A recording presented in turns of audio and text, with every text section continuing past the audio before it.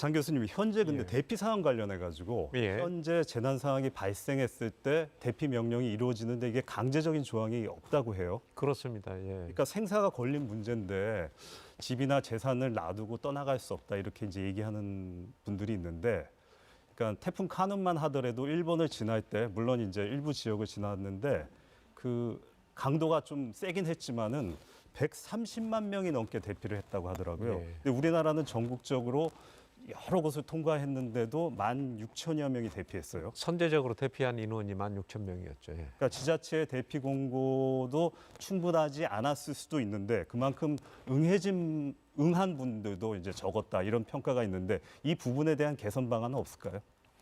우리나라 자연재해 대책법에서 보면은 이제 재난 상황이 발생했을 때 단계가 4단계가 있는데요.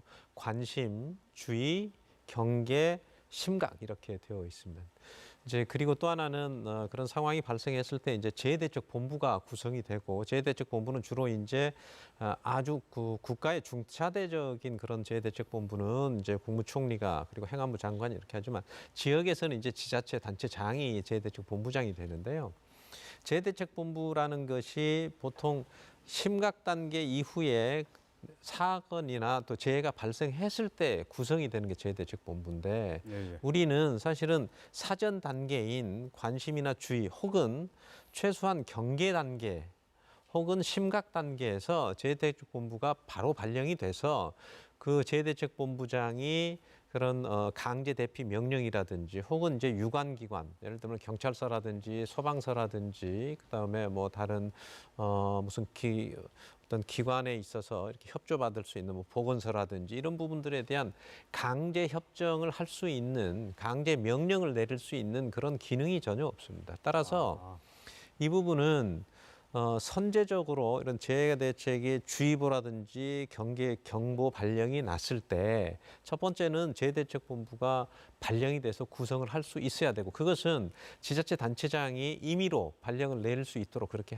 해야 되고요. 두 번째는 대책본부가 발령이 돼서 구성이 돼서 그것이 진행이 되면 재해대책본부장인 지자체 단체장이 명령권을 가질 수 있어야 됩니다. 그래서 대피 명령도 시키고 그다음에 소방서라든지 경찰서 출동 명령도 직접적으로 내릴 수 있고, 이런 방법을 취해야지 되지, 지금은 협조 관계에 있어서는 강제적으로 하기가 어렵다 이렇게 하는 부분들이 생길 수 있습니다. 그러니까 그 상황이 벌어진 다음에 재해대책본부가 구성이 될 게 아니라 미리 구성이 되고 또 그 대피 명령을 지자체장이 신속히 할 수 있도록 그 권한이 좀 이양이 돼야 되겠네요. 그렇습니다. 그래서 좀 약간 강제적이고 또 그런 것에 대해서 융통성을 재해대책본부장이 가질 수 있도록 그렇게 해주신다. 왜냐하면 결과적으로 이번에 오송 지하 참사에서도 나왔지만 결과적으로 보면 지자체 단체장이 책임만 지게 되어 있지 권한이 별로 없는 그런 상황이거든요. 그래서 책임을 물으려면 권한도 같이 줘야 된다 이렇게 보여집니다. 알겠습니다.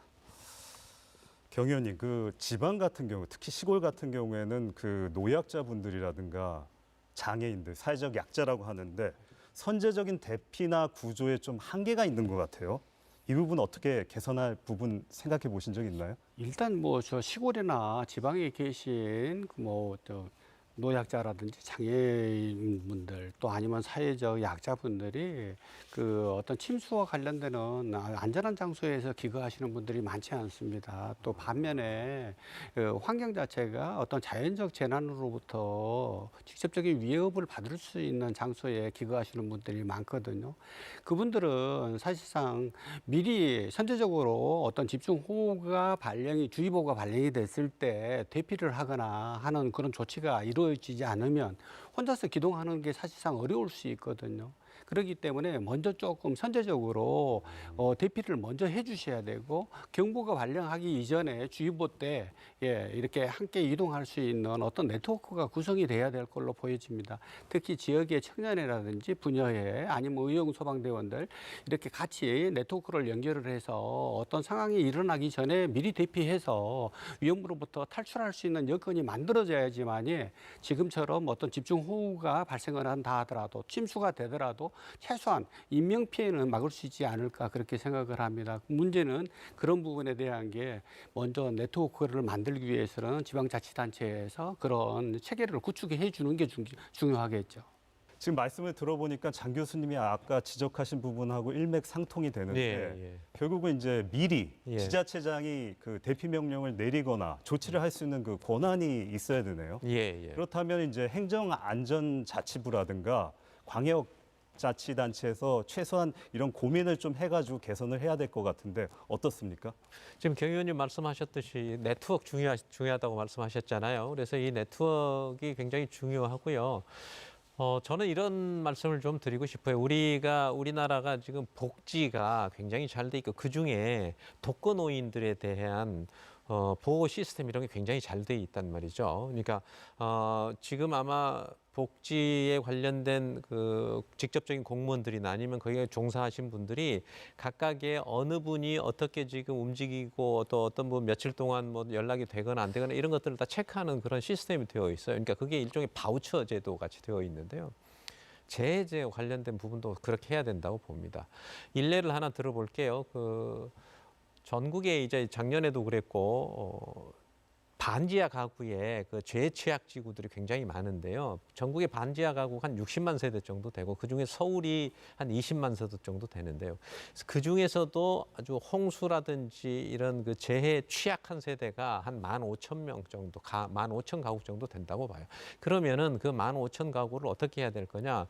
지금 말씀하신 것처럼 네트워크를 구성을 해야 되는데 그런 바우처 제도를 활용을 하면은 자, 공무원이 됐건 아니면 관련된 어떤 부처가 됐건 부서가 됐건 아니면은 뭐 민간 봉사 단체가 됐던 각각의 담당을 시켜야 됩니다. 그래서 그런 상황이 되거나 주의보나 경계 경보가 떨어지면 바로 달려가서 그분들을 대피를 시키거나 강제 피신을 시키거나 혹은 계속 끊임없이 상시에 연락할 수 있는 그런 시스템. 그러니까 그런 식으로 해서 네트워크를 만들고 그것은 지금 우리가 복지에 대한 바우처 제도가 있는 것처럼 재해에 대한 바우처 제도를 도입하면 굉장히 효율적으로 할 수 있다. 저는 이렇게 봅니다. 그래서 그걸 좀 한번 적극적으로 좀 권장해 드리고 싶습니다.